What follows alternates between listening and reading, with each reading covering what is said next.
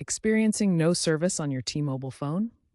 The first step is to determine if it's a widespread outage or an issue with your device. T-Mobile provides a real-time status page and app that display data on outages, signal strength, and 5G availability. Check T-Mobile's status page at status.tmobile.com and also use third-party sites like Down Detector to see if other users are reporting issues in your area.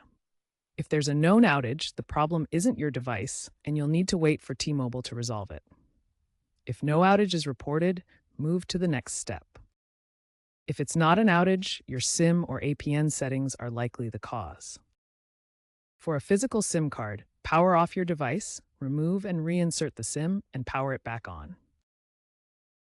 For an eSIM, reset it through your device's settings or the T-Mobile app. To reset the APN access point name, go to Settings, Network and Internet, Mobile Network, Access Point Names, and either restore the default settings or manually enter T-Mobile's APN, fast.tmobile.com. These steps should resolve most no-service issues. If problems persist, contact T-Mobile support for personalized assistance.